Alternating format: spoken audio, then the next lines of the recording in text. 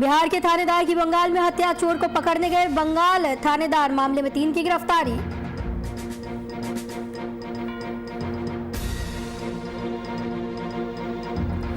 महमदपुर हत्याकांड के विरोध में मधुबनी बंद, महागठबंधन ने बंद का किया ऐलान, दुकानों को जबरन कराया गया बंद।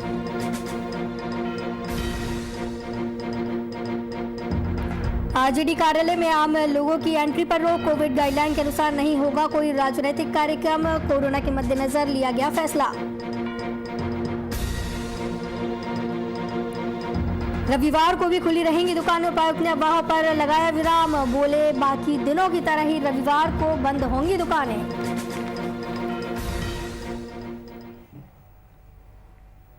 नमस्कार, वीआईपी न्यूज में आपका स्वागत है। आपके साथ मैं हूं आस्था श्रीवास्तव। किशनगंज जिले से सटे पश्चिम बंगाल के गोवालपोखर थाना क्षेत्र के मातापाड़ा गांव में भीड़ ने किशनगंज टाउन थाना अध्यक्ष अश्विनी कुमार की पीट कर हत्या कर दी।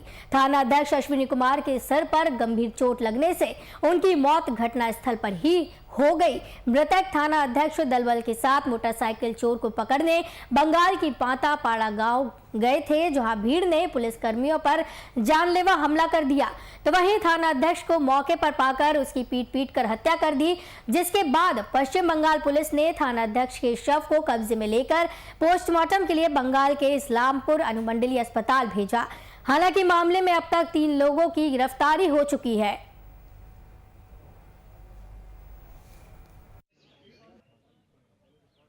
नहीं, उसकी हम लोग देख रहे हैं, जांच कर रहे हैं, हम लोग जांच कर ही रहे हैं। और उनके परिजन जो मांग कर रहे हैं वो हमारे भी परिजन थे। जो अफसर इंचार्ज मरा है वो हमारा सदस्य था, और जो मैक्सिमम हो सकता है हम लोग करेंगे। सर, ये पहली दफा नहीं है जब सर किशनगंज पुलिस पे सर हमला हुआ, इससे पूर्व में भी सर अपराधी को पकड़ने जाने के दौरान पुलिस पर हमला हुआ था। सर क्या कहेंगे? नहीं, इसमें क्या, जो कार्रवाई हम लोग करेंगे कि इतनी कड़ी कार्रवाई करेंगे कि इसकी पुनरावृत्ति उसके बाद। बंगाल पुलिस के द्वारा सर मदद नहीं मिल रही, इसमें सर क्या कहेंगे? अभी तो वहाँ के एसपी से हमारी बात हुई।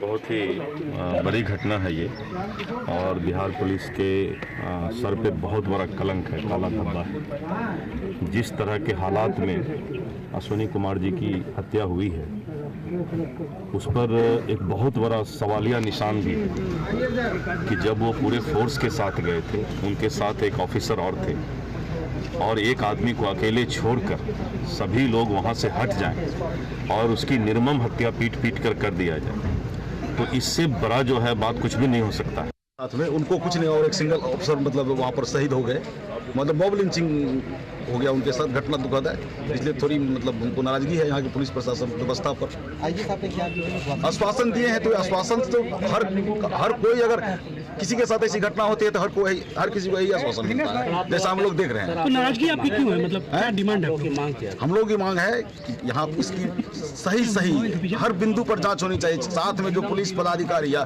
फोर्स थे उसके ऊपर भी होनी चाहिए, जांच होनी चाहिए कि कहीं इतनी विशालता तो नहीं है, और साथ साथ वहाँ के पुलिस प्रशासन पर भी शंका होनी चाहिए। और हम लोग सोचते हैं कि उस केस को किशनगंज थाने में दर्ज कर यहाँ उसका केस चलना चाहिए। उनके संज्ञान में सारी बातें हैं, और माननीय मुख्यमंत्री जी ने कहा कि हमने डीजीपी से भी बात किया, होम सेक्रेटरी से भी बात की है, और जो भी मुआवजा और उनको जो भी मदद मिलना है वो सरकार तुरंत घोषणा करेगी और उनके परिवार को सब कुछ मिलेगा। इसके साथ साथ उन्होंने कहा कि हमने डीजी से कहा है कि किसी भी परिस्थिति में अपराधी को बंगाल से बचने नहीं दिया जाए और उसको कानून के दायरे में ला करके सजा दिलाने का काम करें।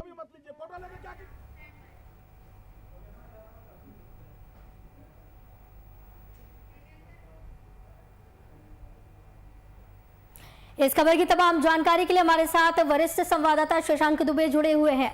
शशांक जी, बेहद ही दिल दहला देने वाली घटना ये सामने आई है। बिहार के थानेदार की पश्चिम बंगाल में भीड़ ने मार कर पीट कर उनको मौत के घाट उतार दिया। क्या कुछ पूरा मामला है? क्या बताया जा रहा है कि ये प्री प्लान, क्या ये पूरी घटना थी?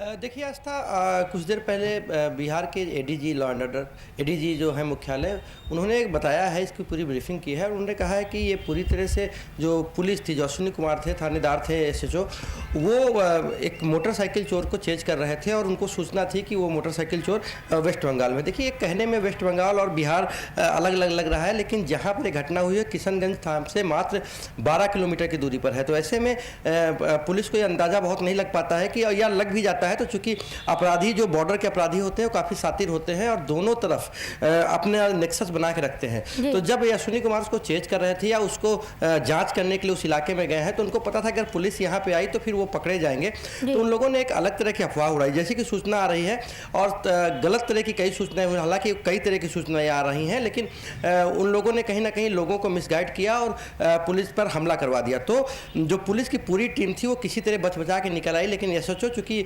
उसको लीड कर रहे थे तो एसएचओ ने सोचा कि मामले को टैकल कर लिया जाए इलाके में, और वो लोगों से समझा रहे थे, बुझा रहे थे और तमाम बातें बता रहे थे, लेकिन लोग सुनने को तैयार नहीं थे। अब लोगों ने क्या समझा, क्या लोगों ने उसको चोर समझा, क्योंकि पुलिस की वर्दी में बाकी लोग थे, तमाम लोग थे, तो कहीं ना कहीं एक तरह से पूरी तरह से ये देखा जाए तो कहीं ना कहीं लोगों को उकसाया गया है। अब क्या कह के उकसाया गया है वहाँ के जांच में पाया जाएगा, लेकिन उनके 100 को बिहार पुलिस ने ले लिया है। उनका इस्लामपुर जो वेस्ट बंगाल का एक सब डिविजनल हॉस्पिटल में उनका जो पोस्टमार्टम कराया गया, उसके बाद उनके 100 को बिहार पुलिस हैंड लेगी। जो पूर्णिया रेंज के आईजी हैं सुरेश प्रसाद, उन्होंने कहा कि मामले की पूरी थॉरो इन्वेस्टिगेशन की जाएगी।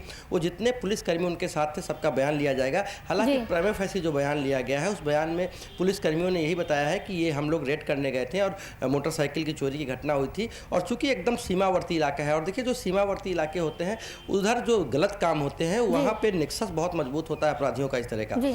तो कहीं ना कहीं एक नेक्सस मजबूत था और पुलिस की दबाव की वजह से हो सकता है कि पहले से भी कुछ प्लानिंग रही हो, लेकिन अभी जांच के क्रम में यही आया है कि वो रिकवरी में गए थे और कहीं ना कहीं मॉब लिंचिंग, यानी लोगों ने उकसा दिया पुलिस के खिलाफ। अब वो पुलिस समझ के उकसा दिया या अपराधी कह के उकसा दिया, ये जांच का विषय है। जी शशांक जी, जिस तरीके से ये पूरी मॉब लिंचिंग की घटना हुई है, दल बल के साथ थानेदार पहुंचे थे वहां पर चोर को पकड़ने के लिए, एक बड़ा सवाल इस दौरान ये खड़ा होता है कि मॉब लिंचिंग के दौरान बाकी जो पुलिसकर्मी थे उनके द्वारा क्या कुछ पहल की गई, उनके द्वारा क्या उन्हें बचाने की कोशिश नहीं की गई मॉब लिंचिंग में?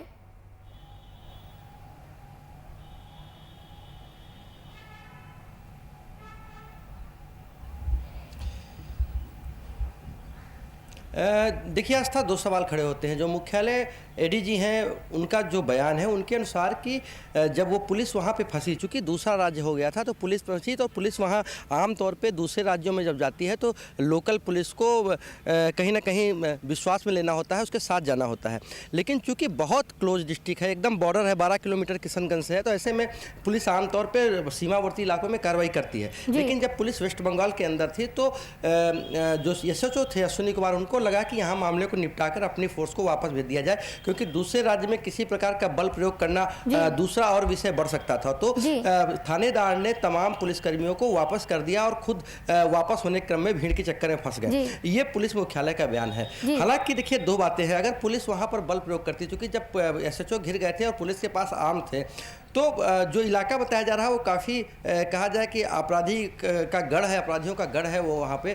तो कहीं ना कहीं वहाँ पर तमाम तरह के जो अवैध काम होते हैं तो अपराधियों के पास भी आम हो सकते थे। तो अगर पुलिस वहाँ पे आम का प्रयोग करती और कोई नागरिक मारा जाता तो दूसरे राज्य की पुलिस अगर वहाँ गोली चलाती है तो एक बड़ा मसला बन सकता था, और पुलिस आमतौर पर इन चीज़ों को अवॉइड करती है। और यही कारण है कि जो पुलिस ने कोई बल का प्रयोग नहीं किया, क्योंकि अगर वो चाहते, उनके पास आर्म्स थे, पूरी टीम थी, तो वहाँ पर अगर वो गोलियां चलाते और वो निकल सकते थे। लेकिन जो नियम कहता है, जो प्रोटोकॉल कहता है दूसरे राज्यों में जाकर कार्रवाई करने का, तो लोकल पुलिस को कहीं ना कहीं विश्वास में लेना होता है और साथ में यहाँ पर हाई अथॉरिटी की परमिशन होती है। लेकिन आमतौर पर नेबरिंग डिस्ट्रिक्ट्स में, बॉर्डर के एरिया में इस तरह के फॉलो नहीं होते हैं, और लोग अगर इतना फॉलो करने लगे तो अपराधी कभी पकड़ में नहीं आएंगे। तो व्यवहारिक बात है और जो प्रैक्टिकल बात है उसमें यही यहाँ पर अंतर आया है, और यही वजह है कि शायद यही वजह रही है कि जो उनके साथ पुलिस फोर्स थी उसने बल का प्रयोग नहीं किया और एसएचओ की भेंट चढ़ गई।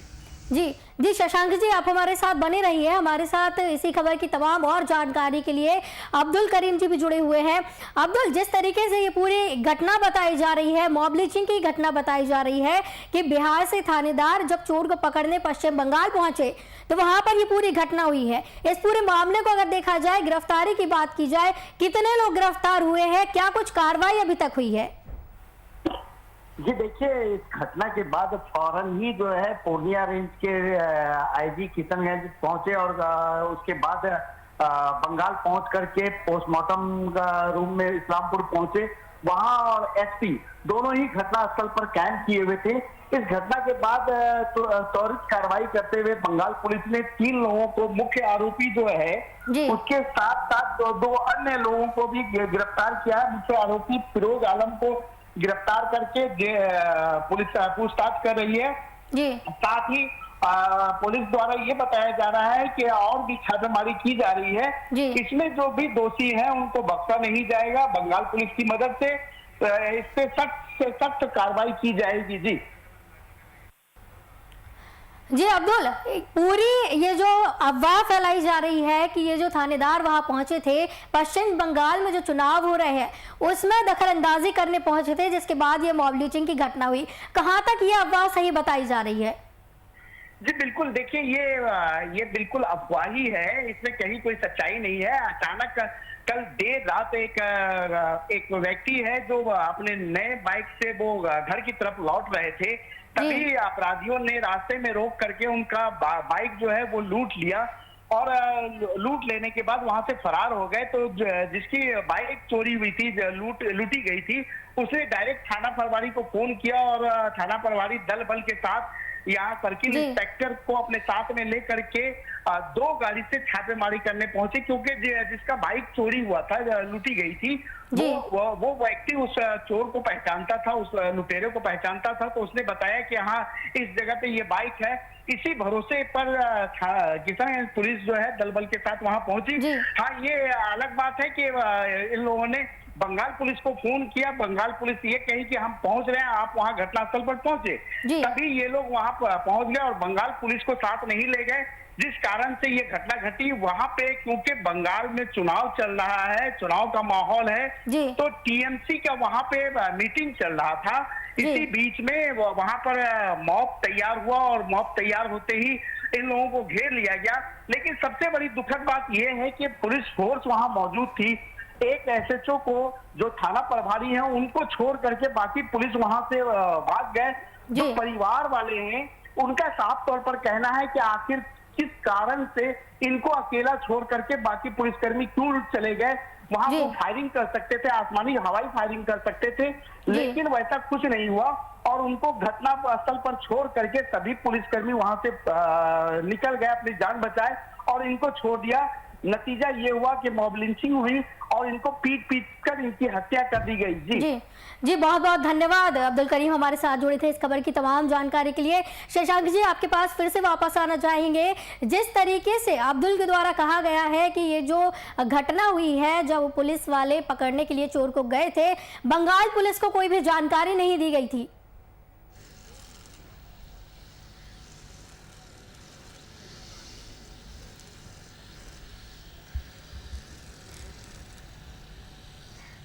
देखिए, आमतौर पे आस्था ऐसा होता है कि जब नेबरिंग बहुत क्लोज इलाका होता है तो आमतौर एक दूसरे राज्यों की पुलिस एक दूसरे राज्य के कुछ इलाके तक जाकर कार्रवाइयाँ करती हैं। और आमतौर पे चूंकि इसका एक प्रोसीजर होता है इन्फॉर्मेशन देने का, और प्रोसीजर भी अधिकारी के लेवल पे होता है, तो अगर उतना समय लगाएंगे तो शायद वो अपराधी वहाँ से निकल जाएंगे। तो आमतौर पर ऐसा नहीं होता है। लेकिन चूँकि बंगाल में चुनाव है तो वहाँ की पुलिस ने ऐसा किया है। जो एसएचओ थे अश्विनी कुमार किशनगंज के, क्या उन्होंने नेबरिंग जो डिस्ट्रिक्ट है जो वेस्ट बंगाल में है वहां की पुलिस को इन्फॉर्म किया था। और अगर शशांक जी, तो एक क्या बड़ी वजह इसको भी माना जा सकता है कि बंगाल पुलिस को जानकारी इस पूरे मामले की नहीं थी? अपराधी निकल रहा है, उसको चेज करते हुए कोई दूसरे राज्य की सीमा में चला जाता है तो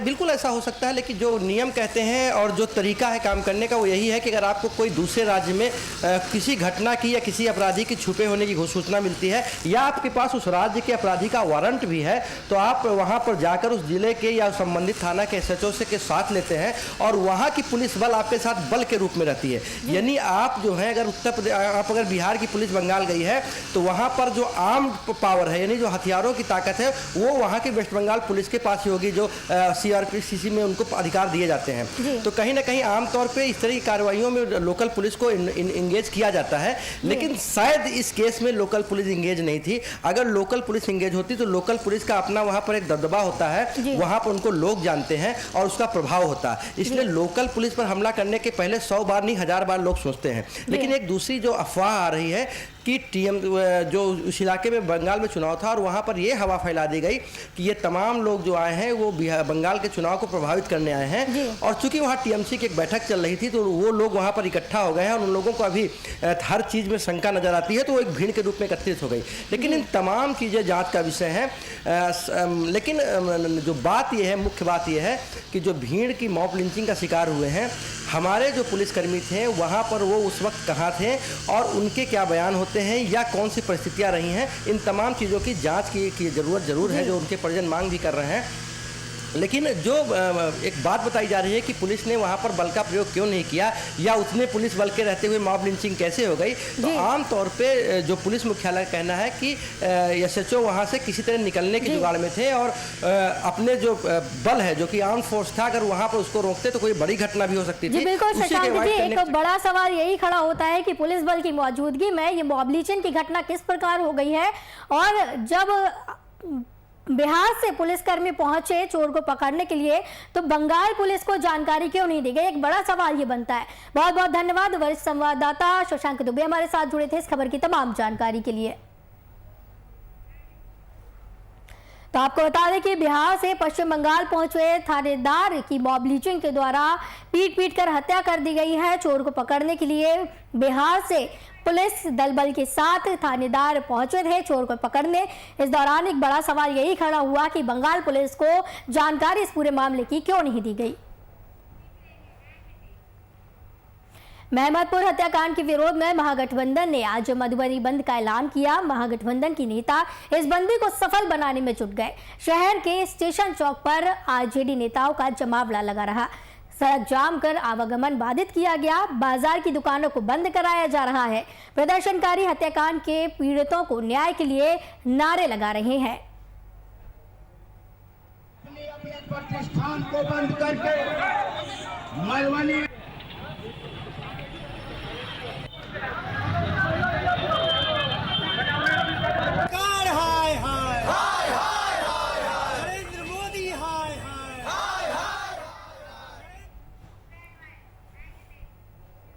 इस खबर की तमाम जानकारी के लिए हमारे साथ अमरदेव ठाकुर संवाददाता हमारे जुड़े हुए हैं।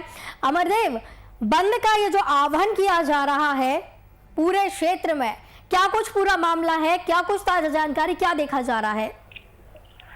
जी, मधुबनी जिले के बेनीपट्टी मोहम्मदपुर की जो पिछले दिन 5 लोगों की हत्या हुई जी, इस मामले को लेकर महागठबंधन के नेताओं, महागठबंधन में सभी दल जी, कांग्रेस, राजद, कम्युनिस्ट पार्टी, सारे दल के लोगों आज मधुबनी बंद करने का ऐलान किया था, जिसके तहत आज सुबह करीब 7 बजे से ही जी, मधुबनी के सड़कों पर सारे दल के लोग झंडे बैनर लेकर के उतर गए और सरकार विरोधी नारा लगाते रहे जी।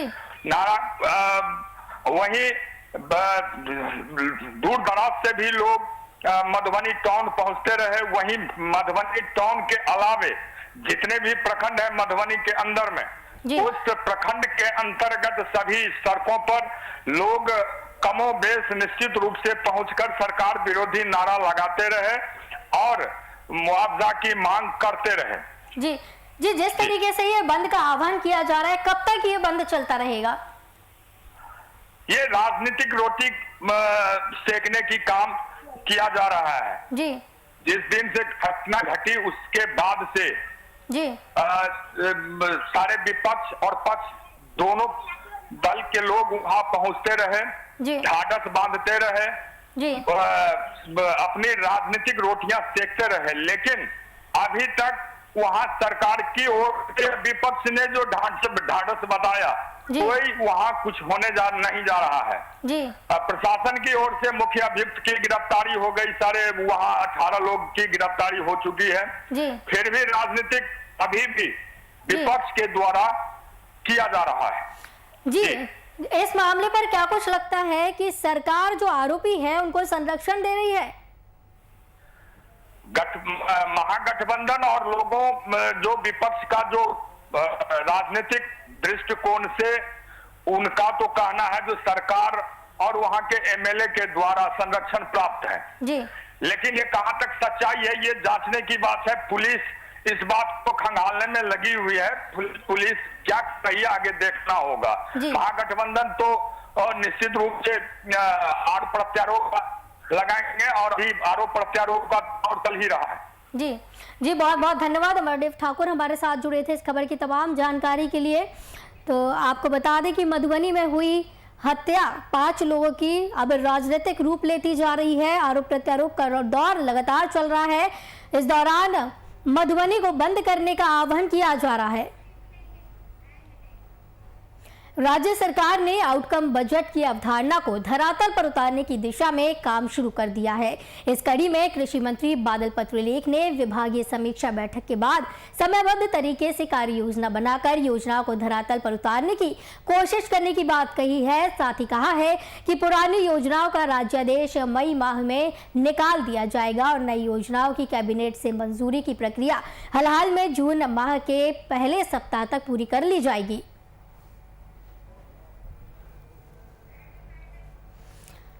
आपको बता दें कि आउटकम बजट की अवधारणा को जमीन पर उतारने की तैयारी की जा रही है। इसी कड़ी में कृषि मंत्री बादल पत्रलेख ने समीक्षा बैठक की है और समयबद्ध तरीके से कार्य योजना बनाकर ये पूरी प्रक्रिया तैयार की जा रही है कि किस तरीके से आउटकम बजट को धरातल पर उतारा जा सके। साथ ही इस दौरान कहा गया है कि पुरानी योजनाओं का राज्यादेश मई माह में निकाल दिया जाएगा और नई योजनाओं की कैबिनेट से मंजूरी की प्रक्रिया हाल में जून माह के पहले सप्ताह तक पूरी कर ली जाएगी। कोशिश की जा रही है आउटकम बजट की अवधारणा को धरातल पर उतारने की, जमीनी स्तर पर लागू करने की, उसकी दिशा में काम शुरू कर दिया गया है।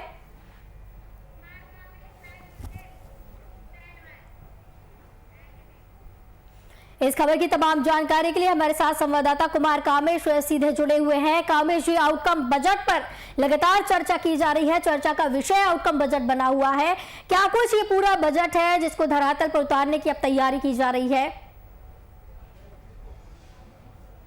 देखिए आस्था, आउटकम बजट जो होता है इसमें पूरे जो बजट राशि होती है उस बजट राशि की जो खर्च का ब्यौरा जो होता है, सबसे पहले तो ये निश्चित की जाती है कि किसी भी विभाग में बजट की राशि क्या होती है।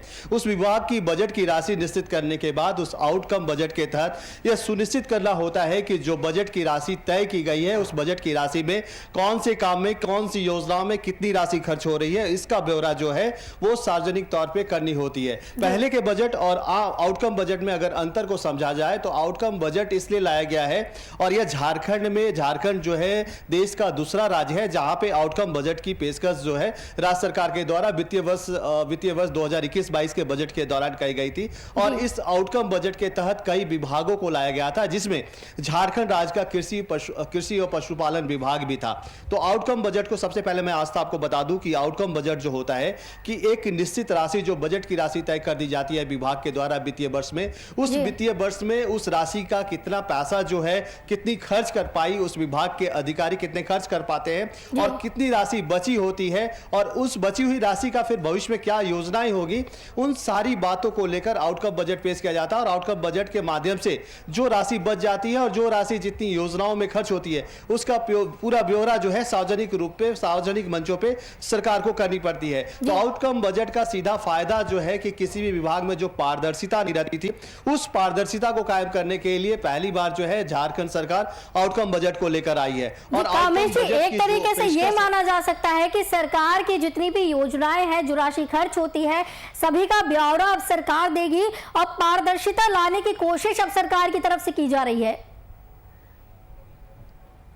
बिल्कुल आस्था, आपने सही कहा कि जिस तरह से सरकार ने पारदर्शिता लाने की बात तो जरूर कही है, लेकिन देखिए आस्था, जिन विभागों को इसमें शामिल किया गया है उस विभागों की अगर बात की जाए तो ग्रामीण विकास विभाग है, पशुपालन विभाग है, लेकिन और ऐसे कई विभाग हैं जिनको झारखंड में अगर बात की जाए तो कुल 31 विभाग हैं, 31 मंत्रालय हैं। और इन विभागों की अगर बात की जाए तो इन विभागों में बहुत कम ऐसे विभाग हैं जिसको आउटकम बजट के तहत सरकार लेकर आई है। तो सबसे पहले जिन विभागों को लेकर आई है उनमें तो पारदर्शिता बरती जाएगी, लेकिन दूसरे विभाग है जहां पे आउटकम बजट को लागू नहीं किया गया है उस विभागों पे भी आउटकम बजट को लागू करना होगा। लेकिन आउटकम बजट आने से आशा सबसे बड़ी जो फायदा होने वाली है कि जो विभाग के द्वारा जो राशि तय की जाती थी उस राशि का पूरा खर्च का ब्यौरा जो है उसके अधिकारी जो है सचिव स्तर के जो अधिकारी है उनको जनता के सामने पेश करना होगा। तो कहीं ना कहीं ये देखिए विभाग में एक अच्छी काम है कि किसी भी विभाग में अगर आउटकम बजट आ जाता है तो आउटकम बजट के माध्यम से जो राशि खर्च होती है उसका सीधा ब्यौरा जब आम जनता को मिलेगा तो इसमें कहीं भी घोटाले की जो बातें सामने आती रही हैं कि कई विभागों में इस तरह के घोटाले होते रहे हैं सरकारी राशियों की, तो आउटकम बजट आने से ऐसे घोटाले में कमी देखने को मिलेगी। जी आस्था जी, जिस तरीके से आपने बताया कि 21 विभाग है झारखंड में और कुछ ही विभाग ऐसे हैं जिनको आउटकम बजट में शामिल किया गया है, तो बाकी के जो विभाग हैं कौन कौन से विभाग अहम माने जा रहे हैं जिनको इसमें शामिल किया जाना चाहिए, और क्या इसमें लगता है कि अब भ्रष्टाचार में कमी हो जाएगी आउटकम बजट आने से? देखिए अभी जिन विभागों को शामिल किया गया है उन विभागों में अगर सिर्फ 7 विभाग 31 में 7 विभाग जो हैं जिसको आउटकम बजट के तहत लाया गया है, बाकी जो विभाग हैं 24 विभाग हैं, 24 विभागों को अब तक आउटकम बजट में शामिल नहीं किया गया, जिसमें सबसे बड़ी विभाग की अगर बात की जाए तो गृह विभाग है, शिक्षा विभाग है। तो ये 2 विभाग बहुत ही महत्वपूर्ण है, समाज कल्याण विभाग है। तो ये 3 विभाग की अगर बात की जाए तो तीनों विभाग में कहीं ना कहीं आउटकम बजट की पेशकश जो है वो होनी चाहिए थी, लेकिन राज्य सरकार ने इन विभागों को छोड़कर बाकी जो 7 विभाग हैं उन विभागों में आउटकम बजट को पेश किया है। तो आउटकम बजट पेश करने का मकसद तो सरकार ने अपनी मंशा जाहिर कर दी है कि आउटकम बजट को लाने से जिस तरह से इन विभागों में पारदर्शिता बरती जाएगी, लेकिन बाकी के विभागों में आउटकम बजट को न लाकर सरकार के ऊपर यह सरकार अपने ऊपर एक सवाल भी खड़ा करती है कि बाकी विभागों को आउटकम बजट के तहत क्यों नहीं लाया गया। हालांकि सरकार ने जिन भी विभागों को आउटकम बजट के तहत लाया है उन विभागों में जरूर एक पारदर्शिता देखने को मिलेगी और इसका जो परिणाम भी है वो सुखद होंगे। और इसके लिए जिस तरह से राज्य के कृषि मंत्री ने अपने विभाग की समीक्षा बैठक के दौरान आउटकम बजट के तहत वित्तीय वर्ष 2021-22 का जो बजट पेश किया था उस बजट के तहत जिस तरह से आउटकम बजट की समीक्षा की कि जिस तरह से आउटकम बजट में जो राशि जो है बजट की राशि जो है कृषि विभाग के द्वारा निश्चित की गई थी उस राशि की समीक्षा की गई कि अब तक किन किन योजनाओं में ये राशि खर्च की गई है। जी बिल्कुल कामेश जी, समीक्षा इसकी की गई थी किन किन जगहों पर खर्च हुई है राशि, इन सभी का ब्यौरा जो है अब आउटकम बजट के द्वारा दिया जाएगा। कहीं ना कहीं इस दौरान देखने भी मिलेगा कि अब पारदर्शिता आएगी, जनता का विश्वास सरकार के प्रति बढ़ेगा। बहुत बहुत धन्यवाद कुमार कामेश हमारे साथ जुड़े थे इस खबर की तमाम जानकारी के लिए। आपको बता दें कि आउटकम बजट पर अब तैयारी की जा रही है, किस तरीके से धरातल पर अब आउटकम बजट को उतारा जाएगा इसकी तैयारी की जा रही है और सरकार का और जनता के प्रति पारदर्शिता इस दौरान लाने की पूरी कोशिश की जा रही है। वीआईपी न्यूज़ के बुलेटिन में फिलहाल इतना ही, मुझे दीजिए इजाजत।